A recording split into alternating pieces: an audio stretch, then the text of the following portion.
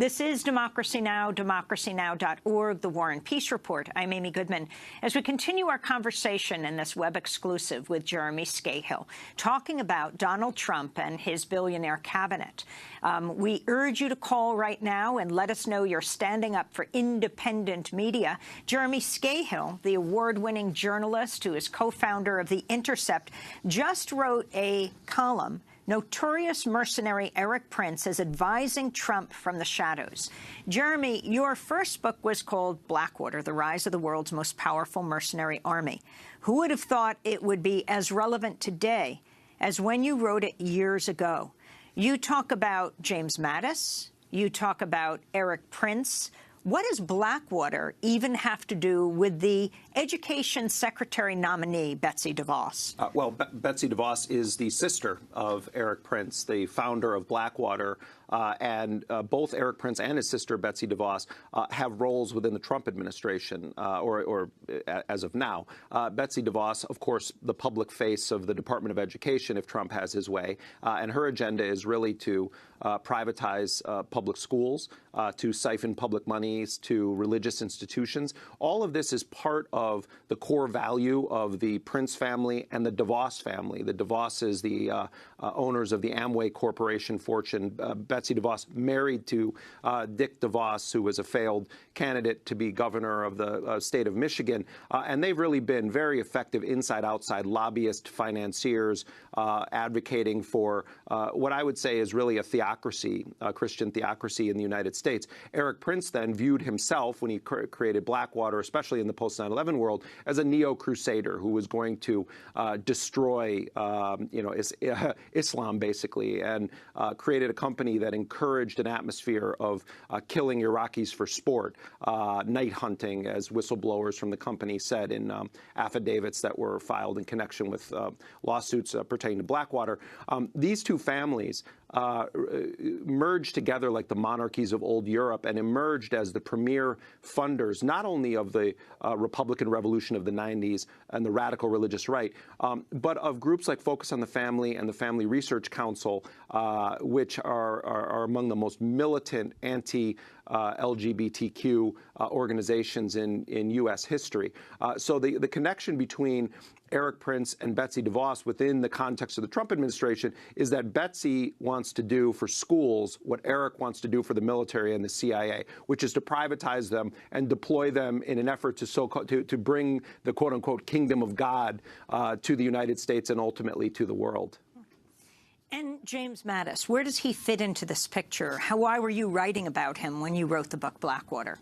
Well, in the book Blackwater, one of the threads that runs through it is the story of how the Iraqi city of Fallujah was utterly destroyed. Let's remember that a year into the invasion, 4 Blackwater operatives were killed after being ambushed in the city of Fallujah. And our understanding is that it was a direct response to a targeted assassination that the Israelis had done against a Palestinian religious figure, and that they organized an ambush of what they thought were Israeli Mossad agents, and it turned out that they were Blackwater operatives. At the time that the Blackwater guys went into Fallujah, as you know, they were mercenaries, they were private security. The U.S. Marines wouldn't even go into the center of that city, and the idea was to try to figure out a way to tamp down the tension between the U.S. occupying forces and the residents of Fallujah. Blackwater guys take a wrong turn, cut straight through the city of Fallujah. They're killed in a very horrifying way, dragged through the streets and burned, and then their charred bodies were hung from a bridge. And General James Mattis at the time was in command of the Marines that were surrounding Fallujah. And then they went in and just utterly destroyed the city, and actually wrote, someone from within that force wrote on the bridge, "This is for the men of Blackwater." And women, children were killed. White phosphorus was used, and Mattis, was the enthusiastic commander of that operation. Mattis also has really spoken in kind of apocalyptic terms about the pursuing and killing of the enemies of the United States, and at one point even said that it's, quote, fun to shoot some people. And the some people he was referring to were in Afghanistan, and he basically said, we can shoot unidentified Afghan men because they are wife beaters, and it's fun to shoot those kind of people. Now, of course, I think that anyone that lays a finger on their spouse should be held accountable for that. But last time I checked, there isn't a rule that says that the U.S. military has the right to extrajudicially execute people for the crime of beating their wives. Not to mention that, do they have any proof that these individual men, is it true that every single Afghan man that you encounter does that? But it shows the mentality that our lives are worth more, and that somehow our morality is pure while everyone else's is in the gutter. I mean, just look at the Republican Party's scandals alone, being caught,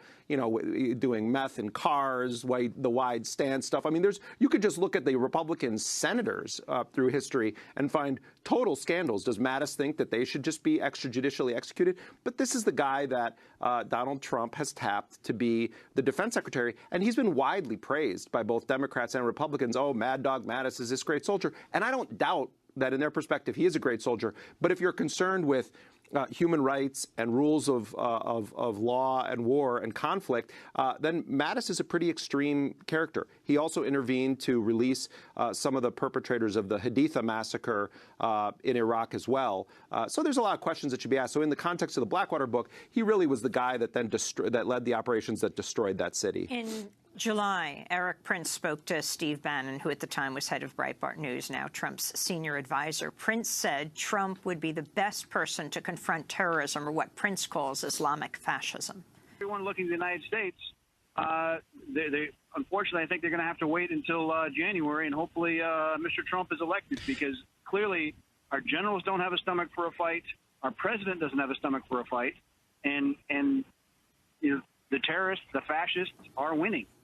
Jeremy Scahill, that's Eric Prince. Well, I agree with Eric Prince that the fascists are winning in the sense of electoral politics. I mean, in the United States, I mean, Donald Trump certainly won the Electoral College and is going to be president, but he's referring to a different form of fascism. And, Trump's the combination of kind of ignorance and zealotry leaves a very wide open door for people like Eric Prince and what he represents. This idea that we should just be bumping people off around the world, that you can go to war against one of the major religions of the world, that somehow there's just a finite number of people that if you kill them, all of this is going to be solved. We saw that strategy through both the Bush administration 2 terms and Obama administration 2 terms. You can't kill your way to victory or to peace.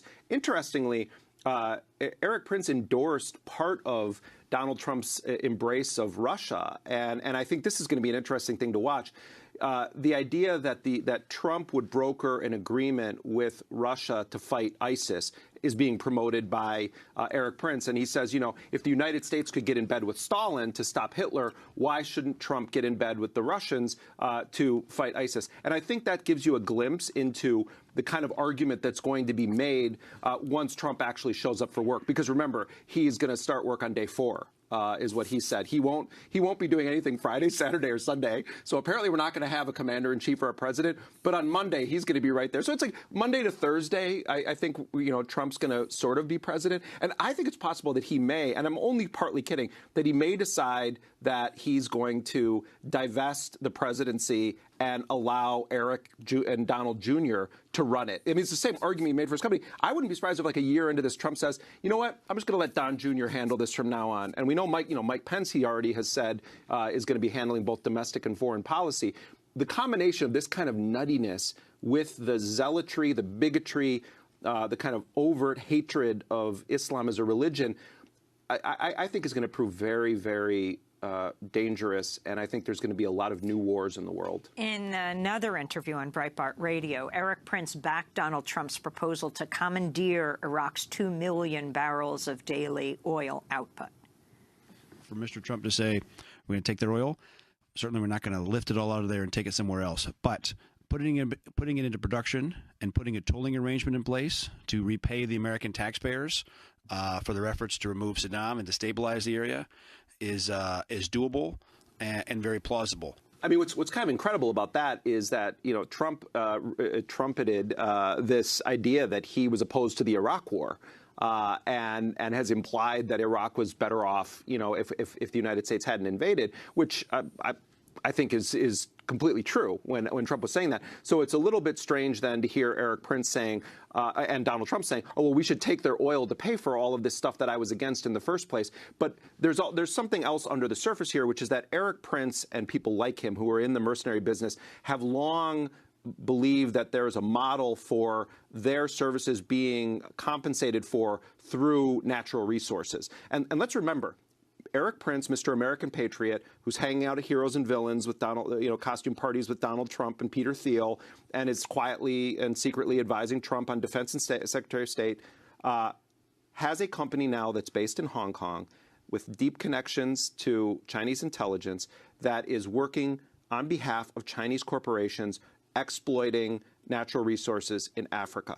This is a man who was in the room when Trump and Pence watched their election results come in, who is working for China while simultaneously advising the President of the United States. Now, this is very interesting because every time Donald Trump tries to deflect criticism from Russia, he talks about China as the villain. Right, and Eric Prince also talks about China as the villain, which is remarkable. I mean, this is the kind of complex web that gets woven when you start getting into the mercenary business or the natural resource business, which Trump seems to want to get increasingly into in his capacity as commander-in-chief, and the kinds of intricate business dealings that Trump has around the world. There's a schizophrenia to the way that they talk about this. If you asked Eric Prince would say, oh, China is an authoritarian state and would go to town on it and sound just like Trump sounds. Well, then what is he doing going and meeting with Chinese intelligence operatives, working for Chinese companies, providing security forces and training to Chinese companies to exploit natural resources in Africa, where there's a war against the United States for those resources? Wasn't there a period of time when Eric Prince left the country and there was questions about whether he would be indicted? Well, there's still, up until, I think, Trump's election, there still was an ongoing active FBI investigation into Eric Prince for money laundering involving banks in Macau and his meetings with Chinese officials. Because Eric Prince has access to a lot of classified intelligence from his time working as a CIA contractor and still does work with some elements of the U.S. Special Operations Forces, even in his current capacity. He had moved to Abu Dhabi and was in the United Arab Emirates and ran a company called Reflex Response. And one of the things that they were looking at doing was providing Colombian or other non-Muslim soldiers to governments in the Gulf to go after their own citizens if they rose up during the Arab Spring, so that it wouldn't be Muslims killing Muslims, but that they could have mercenaries. There's a lot of rumblings about Eric Prince being involved with supporting the war that the Saudis and the U.S. are waging inside of Yemen. But Prince became persona non grata in the United Arab Emirates and then set up a company, Frontier Resource Group, and based it out of Hong Kong, probably for similar reasons to why Edward Snowden initially went to Hong Kong, because the belief that it was one place where there would be like pushback against the United States trying to go after them. So in that sense, Prince and Snowden, I think, have some similarities. And now his primary business is being done through, in terms of Frontier Resource Group with Chinese interests. So what happened to Blackwater? And Chinese money, by the way. What happened to Blackwater? I mean, you attempted to interview Eric Prince when he went before one of his guys shoved me against the wall. And I mean, I actually chased him around the American Enterprise Institute at one point, trying to question him about his treatment of the families of the 4 men who were killed in Fallujah, where he actually countersued his own men who died in Fallujah in a horrifying way. Eric Prince then, when those families tried to get answers as to how this happened, how their loved ones were in non-armored vehicles, short 2 men on their operation, sent into a city that not even the U.S. Marines would go into at the time.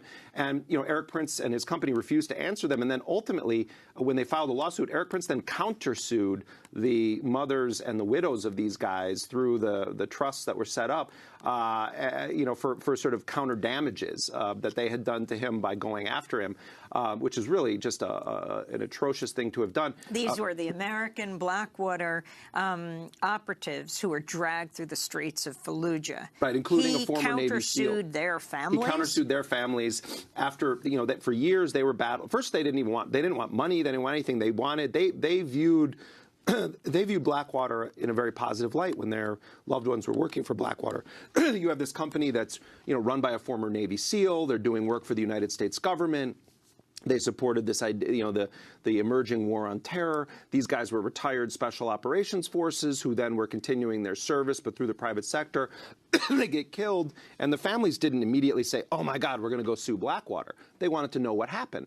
And they were told, according to the Dani Tsazavko, the mother of one of the guys, told directly by a representative of Prince's when they went out to the company in North Carolina after their loved ones were killed, that they're not going to answer those questions. Those are classified, and you'll have to sue us if you want to know the answer. So they did sue them. And then a legal battle ensued where Trump deployed high-powered attorneys, including Ken Starr, the former prosecutor of President Clinton, and they ended up then countersuing the families of these guys in an effort to try to stop them from pursuing this case against Eric Prince. So Prince eventually blamed leftists and some Democrats in Congress for basically destroying his company. And he also was very livid with Leon Panetta when Panetta revealed that Blackwater had been a part of this assassination program. And, to a way, Prince has a point. I mean, the Obama administration publicly kind of threw him under the bus to try to, it's called a limited hangout, where they'll leak some part of a story. Oh my God, Blackwater was involved with an assassination program, as a way of distracting from the fact that that was a small part of a much larger assassination program. So Eric Prince has reason, I think, to be upset with the United States government, because he knows where a lot of bodies are buried, and they treated him in a way that was not consistent with what he was doing for their agenda. So let me ask you what was written in the Wall Street Journal on Tuesday. Former Blackwater USA private security guard serving lengthy prison terms for the shooting deaths of 14 Iraqis in a Baghdad traffic circle in 2007 tried to convince an appeals court Tuesday to overturn their convictions. Right. I mean, these were the guys that were members of a team called Raven 23, which was a Blackwater security detail, September 16th, 2007, Baghdad's Nisr Square. Blackwater guys in armored vehicles cut into the square, and actually a circle, cut into the circle going the wrong direction in traffic. They were supposedly responding to an incident that had taken place on the other side of Baghdad. A car didn't stop quick enough for their liking. They opened fire on it. The car blows up, and then gunfire just sprays all over the place. They end up killing 17 You Iraqi. mean their gunfire? This is Blackwater gunfire. The Blackwater guys claim that they were shot at, but there really is no compelling evidence to indicate that anyone was ambushing that convoy, and that it was a case of one quick trigger finger operative shooting at a car, and then that caused everyone else to start shooting. And in fact, some of the Blackwater guys on that detail, their testimony was used against the guys who really, unloaded gunfire, saying they were screaming at their colleagues, "Stop shooting! There's no ambush here," and they just kept doing it. So they killed 17 Iraqis. In fact, we did a short documentary for Democracy Now! Called "Blackwater's Youngest Victim" about 9-year-old Ali Kanani, who was the youngest person killed in the square that day, and his father, Mohammed Kanani, actually owns a junkyard in Michigan where he relocated to, and he hired a security guard there, and it turned out that the security guard himself had worked for Blackwater. And Mohammed Kanani said that he told the guy, "That's okay, I have nothing against you." I mean, he's really kind of a remarkable guy. But after that happened, after the Nisr Square killings happened, there was a long period where there was pressure on the U.S. government to actually prosecute them, because the Bush administration intervened to try to give the guys immunity and then whisked them out of the country before the Iraqis could charge them with anything. Remember, these guys weren't U.S. military; they were private contractors. There's an argument to be made that they should have been prosecuted in Iraq and then served whatever sentence they were given. But the Bush administration intervened to really try to protect them at every turn. to the credit of the Justice Department and some prosecutors, they persevered and they ended up obtaining convictions for some of these men. Now, and they were given very lengthy prison sentences, and now they're trying to appeal their sentences and to essentially say that they were railroaded by the U.S. government and by Obama's Justice Department. We just played a clip of Eric Prince talking about drilling in Iraq. Well, on Tuesday night, when Donald Trump first arrived in Washington, D.C. in preparation for the inauguration on Friday, he came to a dinner for foreign diplomats. He said there were over 140 diplomats and ambassadors there. And he started to talk about people in the room. And he looked for longtime ExxonMobil CEO Rex Tillerson, who Trump nominated to be Secretary of State. Rex Tillerson, and these lights are bright, but he's around here someplace. Where's our Rex? Wow. What a job. And Brenda, thank you very much. Thanks, Rex. I think it's tougher than he thought. He figured, you know, he's led this Trump's life. He goes into a country, takes the oil, goes into another country. It's tough dealing with these politicians, right? He's going to be so incredible, and I'm very proud of him. So he goes from one country to another country taking their oil, he says. Donald Trump says, who, by the way, calls Rex Tillerson Mr. Exxon. Yeah, well, I mean, look, I will give Trump credit for speaking out of order, basically, in U.S. politics. I mean, describing accurately what major U.S. and multinational oil corporations do in such terms. It may be framed as a joke, but that was one of the most accurate descriptions of what oil barons in this country and around the world actually do. They go and they steal or take the oil from countries, and then they move on to the next. And I do think that Trump is refreshing in this very narrow sense that either he is too stupid to realize what he's saying, or he just loves sort of putting even politically incorrect assertions about how power really functions out on the table. Either way, this is going to be a very intense ride with this administration because it really is kind of a cabal of legitimized criminals, religious extremists, privatization advocates, radical privatization advocates, and then a smattering of truly despicable racist bigots, white supremacists. And the relationship between Steve Bannon, former Goldman Sachs banker, then head of the white nationalist, white supremacist Breitbart News, now top advisor to Donald Trump, and Eric Prince, now as you said, the mercenary force who is advising Trump from the shadows. Well, for years, Eric Prince was sort of completely off the radar and would not appear at all in public. And what he started doing some time ago was kind of issuing his communications through Steve Bannon. And he would go on Steve Bannon's Sirius XM Breitbart radio show and, pontificate on the issues of the day. And, when it became clear that Trump was going to be the nominee, Eric Prince was brought on several times by Breitbart people to articulate a foreign policy vision that would bring back the kind of glory days in their eyes of the Bush administration. So it's interesting that Eric Prince chose Breitbart because I think that they're the same kind of people to do this. Also, we should remember Eric Prince was the source, and this is a little bit complicated, but it's incredible. When Anthony Weiner, the former congressman who is famous for the sexting scandal, he was married to Huma Abedin, Hillary Clinton's top advisor, in the closing moments of the campaign, when the FBI agents raided Weiner's home after reports emerged that he had been caught sexting with yet another minor, they seized his computer. And supposedly on that computer, they found emails of Huma Abedin's or communications that would be related to the FBI investigation into Hillary Clinton and Clinton Global, et cetera. So Eric Prince told Breitbart News at the time, this is right in the closing days of the election, that his sources within the FBI field office in New York and the NYPD had told him that there are all of these incriminating documents about Hillary Clinton and Huma Abedin, and it's part of the source of this Pizzagate controversy. And Breitbart really amplified, that story.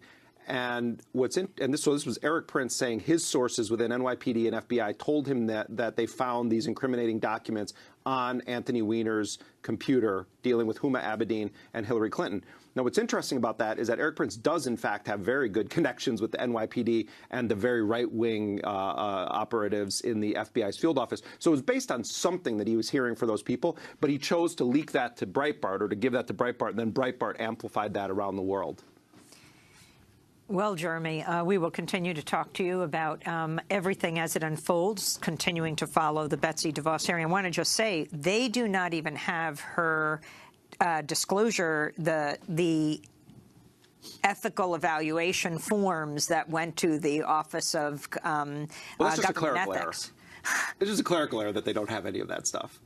I mean, what's incredible is that Trump has created this universe now where anything they don't like they can say is fake news, and then when they don't comply with basic norms about handing over tax return, 3 years worth of tax returns, transparency, going through the ethics process, you just say, oh, I've done everything that's required, and when they say, well, no, this is yes, I have.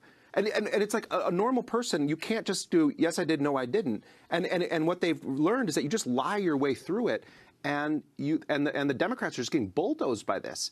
And then when you have Republican senators chairing committees and they don't allow follow-up questions, they're protecting these nominees. The Democrats spend half their time complaining about procedural things, and the real meat that should be being examined here in all of these nominees sort of gets left untouched. And that's really a frightening part of all of this. You know, you've had several senators say, I think that we should be doing more scrutiny of someone that's going to be in charge of our national security, our education policy. And the Republicans are saying, oh, no, we're just going to do one round of it.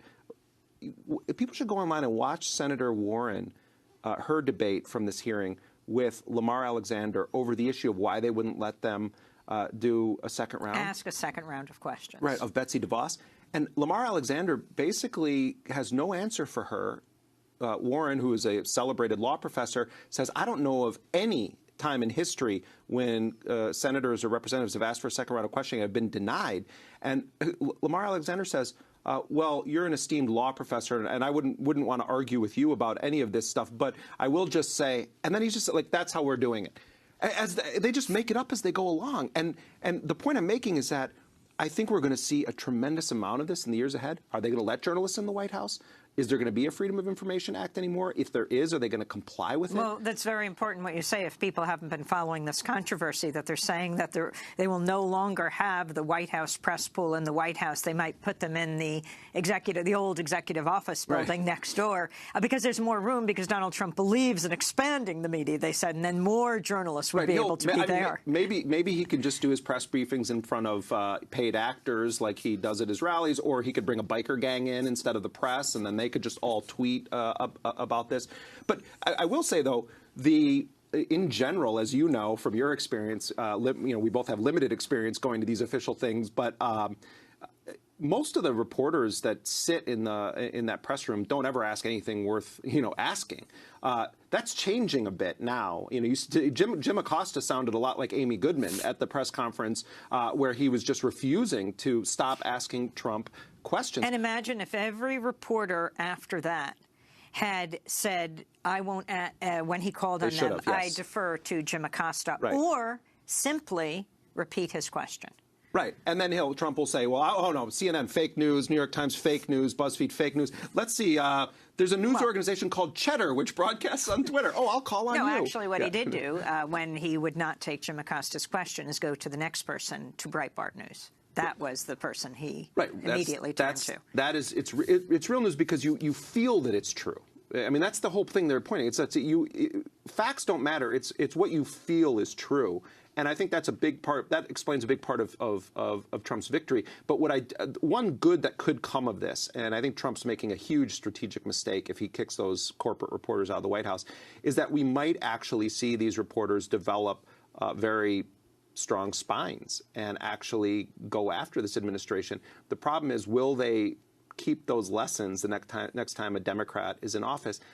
History would say no. But, or even when Donald Trump, if he were to just tone down his attacks on them, if he moves it anywhere else, there is always that push. I see it over and over again in a Republican and Democratic administrations to cozy up to power. No, yeah, they'll do. You know, they'll but start he has giving. Set his sights on them, so he makes it impossible for them to do that. He has, although I do think that Trump is so thin-skinned that I do not think, and just for so long, you see how he is, faking his own press person and calling and putting on a different voice on the phone when he's calling. That.